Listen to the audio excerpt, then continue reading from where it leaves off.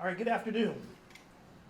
Thank you for being here. I just want to cover a couple things, particularly around the violence that we've seen in the city of Oakland over the last couple days, and talk about specifically the incident that occurred on Saturday at Lake Merritt. First of all, I want to say we don't believe that this was a random shooting. We believe that this was directly related to group and gang violence. And group and gang violence not even connected to the city of Oakland.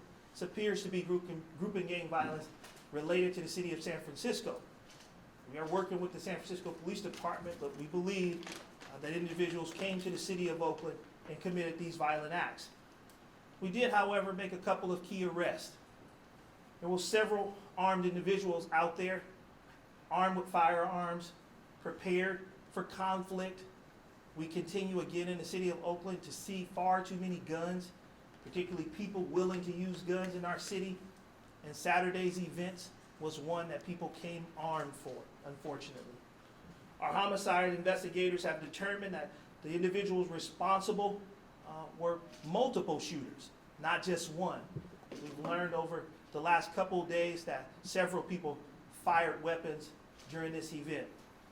Just to recap, on the evening of June 19th, we estimated there to be around 10,000 people around the entire lake.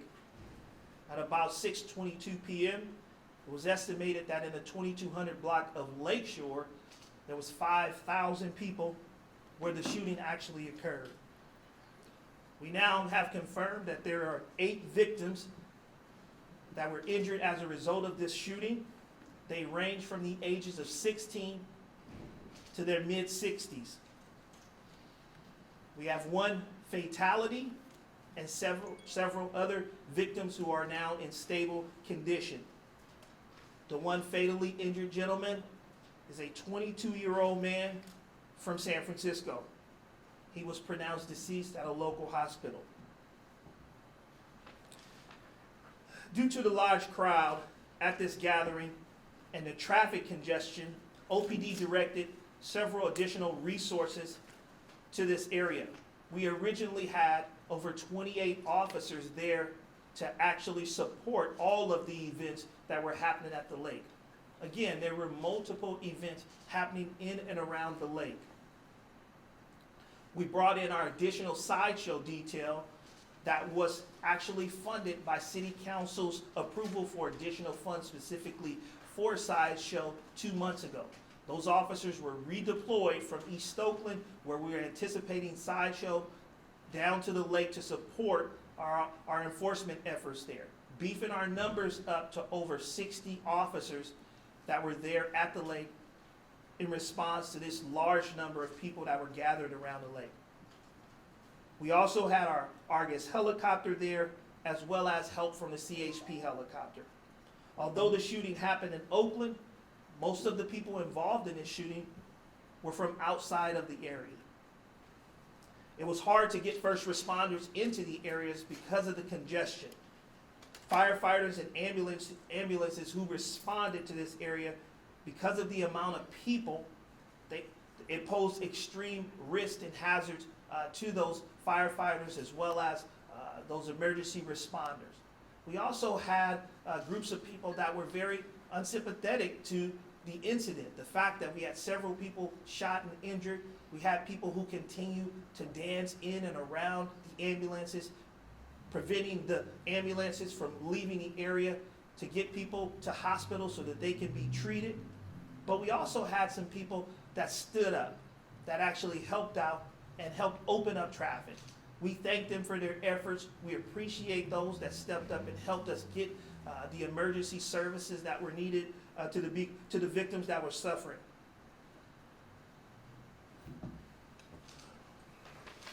Immediately after the shooting, officers observed 2 additional men that were running from the area. These men were arrested and 2 additional firearms were recovered. Again, these 2 individuals, based on our investigation, do not appear to be associated with the actual shooting. They were 2 additional individuals that were armed with firearms and fled from our officers. There were a large number of firearms at the lake on that day. People continue to come to the city of Oakland armed with firearms. We have to make sure in the city of Oakland that we're communicating that it is not okay to come to our city with guns, to solve confrontation through the use of firearms. We encourage anyone that has information to share that information with the Oakland Police Department, video footage or photos that they may have. You can contact our OPD Homicide Division at 510-238-3821. I have Acting Lieutenant here to speak to you, Acting Lieutenant Sanchez here to speak to you about some of the follow-up steps we've had related to the homicide and shooting investigation.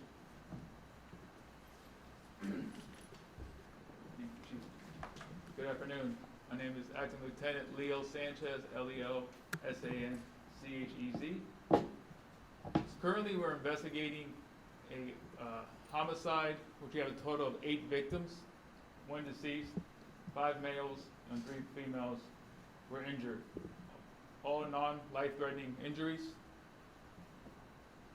We are now investigating a total of possibly multiple shooters involved. Many individuals that are injured are from the city of San Francisco.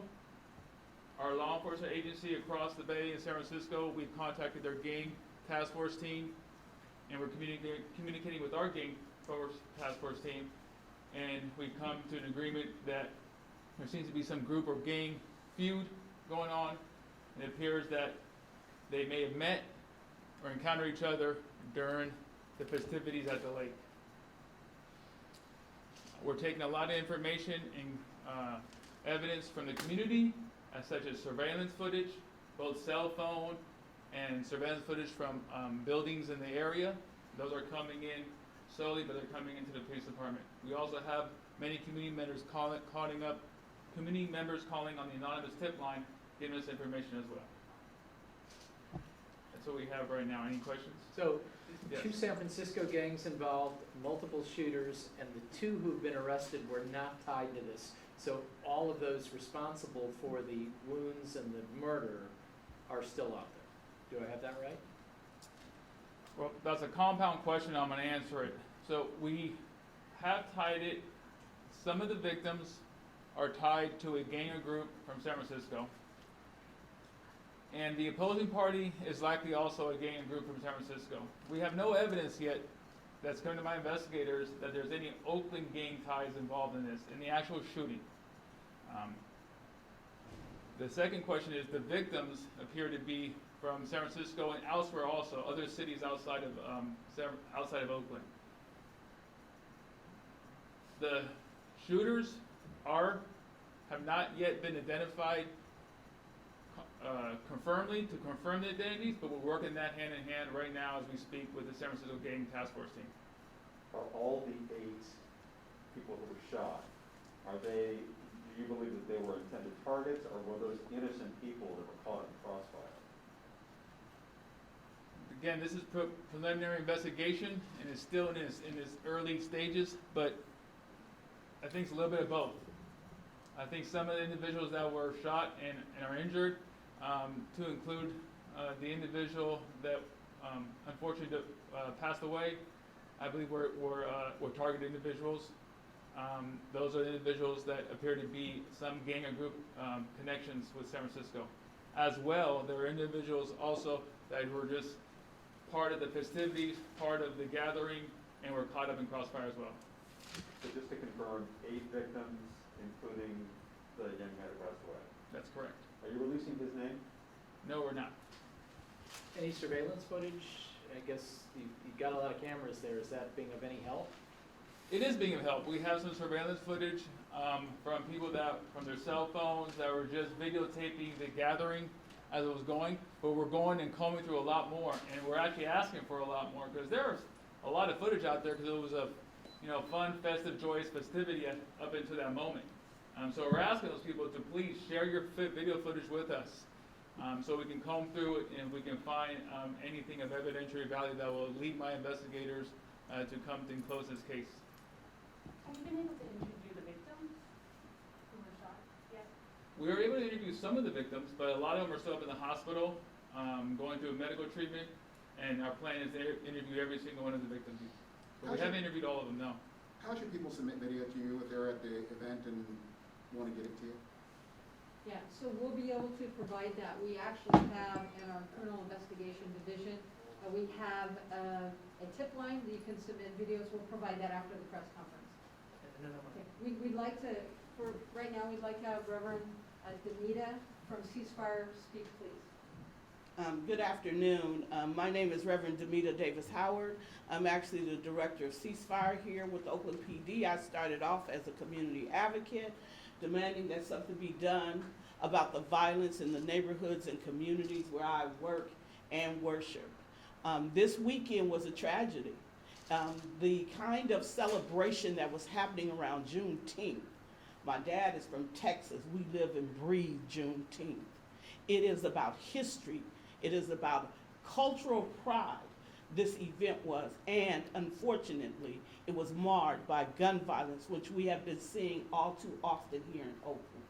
On Sunday, I can't remember the date, but it's June 28th at 5 p.m., me and other clergy and the city of Oakland and OPD will be gathering to do more and more praying for the violence that's happening in Oakland. You see that the Oakland Police Department is doing what they can to make the violence subside. Communities are doing what they can, and now clergy in the faith community, we are coming together, and if it takes an act of God to stop the violence here in Oakland, we're gonna bring it down. We ask you to join us. We know that Oakland is a place of pride and dignity, and this is not acceptable, not to those who live in the Oakland Hills and not to those who live in the flatlands of Oakland. The violence must stop. We want those who are either shooters and or victims of shooting to know that this community and this city loves them, and we will do whatever we can to help them change the trajectory of their lives, including praying for them day and night. And that's what Oakland is about. We're gonna reach out, we're gonna surround ourselves, but the violence has to stop. Put the guns down. We love you and we want you to thrive and be successful. We want Oakland to thrive and be successful. That's why I am the director of Ceasefire, to talk to these folks who may be shooters or victims of shootings and to help them make decisions that will change their lives and change our city. Any questions? Yes, Reverend, could you just, you touched on it there briefly, could you please address what it means to have such a celebratory day just happening, focused down near the amphitheater and spreading around the lake, and then to have this kind of event happen? The tragedies no matter what, but to have it on Juneteenth and to have it break up, that's literally interrupt that.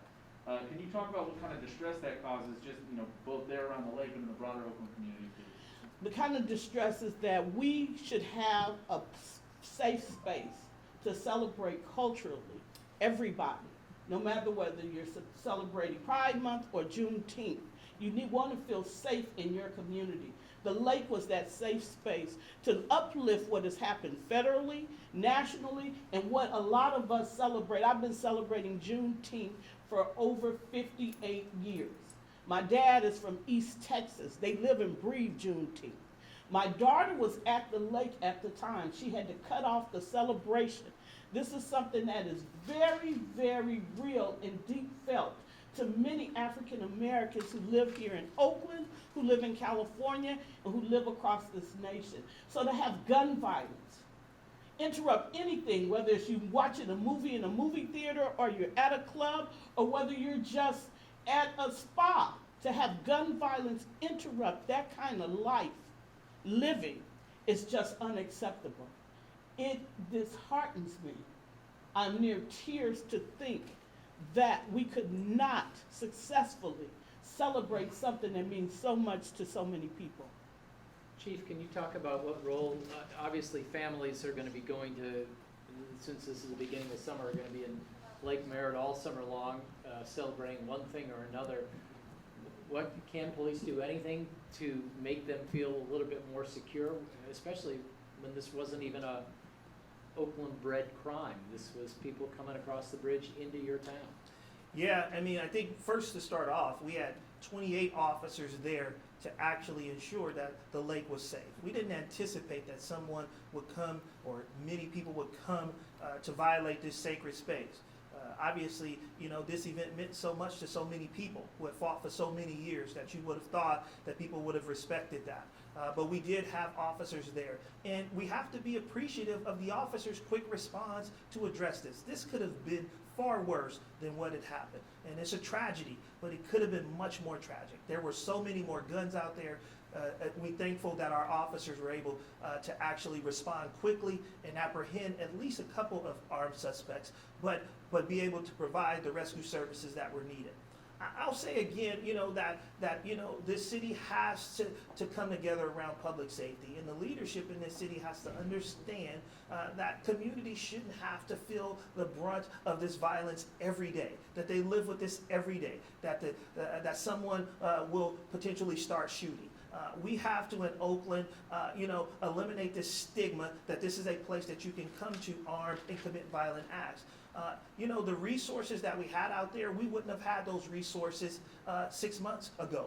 We wouldn't have these resources if budget things that people want to push forward in the city, if they come to fruition. We won't have the resources to actually bring forth the safety needed to ensure that events like this are safe in the city of Oakland. And so I think this is a call to all of us to recognize the need for public safety. Because this violence is not just affecting Oakland, this is happening across the country. We're seeing mass shootings across the country. Yes, this is a mass shooting as well. Multiple people shot is a mass shooting.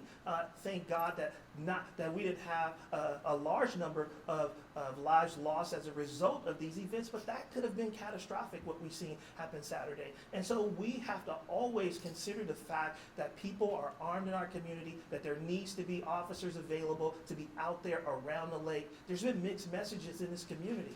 Several people who said they didn't want officers around the lake. But we see what can happen when you have large crowds of people and you don't know if they're armed or not. Conflict can happen and bullets can ring out and they can hit innocent people.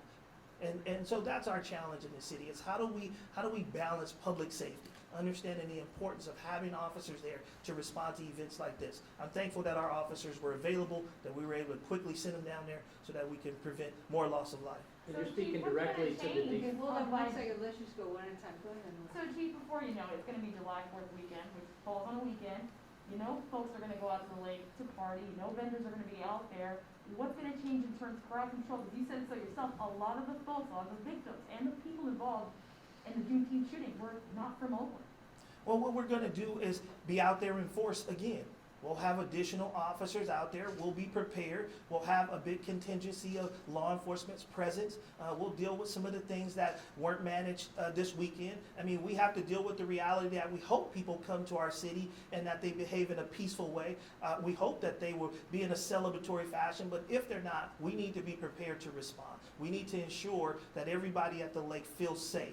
I want people to know that you are safe in Oakland. And as the police chief, I'm going to use every resource I have to make sure that you're safe. So we'll have resources there for the 4th of July. And whenever we have large contingencies of people at the lake and around the lake or events, we will have officers available to be there in support. We can't prevent people from pulling out firearms and using them. I think to Reverend Demita's point, I think is community has to come together to deter people from participating in this activity. Oakland is not okay with that. This entire city is not okay with this level of violence. We don't want to see it here. We condemn what happened Saturday. We don't want to see it happen again. And so our message is that we'll be out in full force, but not just with law enforcement, also with community. We need more community volunteers to come out and support these events as well. We have another question over here. Yeah. Chief, I just wanted to clarify because I may have misunderstood. You said about 28 officers were already at the lake because of the large amount of people, all these various events. And then you said your numbers were beefed up to a total of about 60 officers when sideshow unit was brought in. Was that after the call of the shooting, or was that also before the shooting occurred? That was also before the shooting occurred. So you had about 60 officers in the area of the lake in general? Yes. Okay. Yes, when the numbers reached as high as around 10,000, there was a need for additional resources, so we reallocated those sideshow resources to come down and support the team that was already deployed at the lake. Do you have any idea how many shots were fired? Not a total number at this point, but that's what we're looking into based on our ShotSpotter information and all of the things that we hear from community. I think that's what's key, the video, right? Because there are things that we don't know. These pieces to this puzzle are put together by people providing us the information that they have. And I hope that everybody wants to find the people responsible for this. I think we all have an obligation to ensure that people don't get away with this, that we don't say that this is okay, that we feel like there is no need for somebody to be held accountable. At the end of the day, somebody lost their life, and I think that should all concern us. It concerns me that in this city that we don't talk enough about the loss of life. 60 homicides in the city of Oakland, and we don't talk about it enough. We talk about so many other things other than people's loss of life. It's sad that when we talk about the vast majority of them are people of color, are minority, are African American in the city, and we don't have meetings about that. That we're not meeting about the death that we're seeing every day on our streets. That concerns me. And so I hope that when we see these things happen, that everybody feels sympathetic to the idea that young people in this city are facing this violence every day, and there's no conversations about how we can improve and make this city safer for them. And Chief, 60 officers for a crowd of 5,000, is that enough for you? And the reason why I ask is because you know that's Councilmember Nikki Fortunato-Bass's district, who's proposing some amendments to the mayor's budget, which would include cutting down some of the police academies that the mayor wants. So 60, that's the best you guys can do for a crowd of 5,000. What's your message to her? Well, I don't think it's a message to any individual council member. I think it's a message to our city about the need for public safety. And it is simply saying that I don't believe that you can police your way out of a problem like this. That if you put 100 or 200 officers, it doesn't mean that somebody won't do something dumb. Doesn't mean that somebody won't pull out a firearm and use it. But what it would mean is that it is a clear deterrent to those that want to come into our city with firearms. I can tell you this, that there was more than just the one person or a couple of people who fired those guns that were armed at the lake. There were several people armed at the lake. And that's the difficult issue that we have in this city, is that more people are arming themselves because they feel like they have to be responsible for their own safety. They should be able to rely on the Oakland Police Department. So we have a quick question here. I just wanted to, if there is any This more. will be it, this will be it. One last question, the chief's gonna wrap it up, Okay, thank you. Chief, if there's any more detail that you can offer or Lieutenant can offer, we're saying that this is preliminarily looks like a gang-related shooting based on SF-associated gangs and groups, as you said. Is there any light that you can shed on a preliminary motive at this point? Like, was this a retaliatory shooting from something else? And is there any indication that there may be a retaliation for what happened at the lake, with these groups that you guys are looking into at this moment? Well, I don't think we have enough information at this moment. I think that's why we're working with SFPD to better understand the dynamics of what's happening in San Francisco that may have led to this shooting in Oakland. So those will be things that we'll continue to explore. Thank you, Chief. Has there been any connection made to any other shootings in the city? Hold on one second. I wanna ensure that we're all on the same page here. Okay, have you asked a question yet today? Just one question, I'm just asking right now. Okay, so after this, we're absolutely gonna cut it off, okay? All right, we've been here a long time, we've discussed a lot of things. I don't wanna repeat the same questions that have been asked and answered, so go right ahead. Just about it being a gang feud, just trying to see if there was any connection to any shootings in the city at this point. Not specifically, but what we know is that this, based on the preliminary information, that this is connected to a group and gang out of San Francisco. I think that's, some information that we've confirmed. I will say that we have seen an increase in shootings in the city of Oakland connected to San Francisco group and gangs. And so this is not the first San Francisco-related group and gang shooting we've seen in the city of Oakland. This is a problem we've been trying to manage for the last several months. Thank you, Chief. Thank you.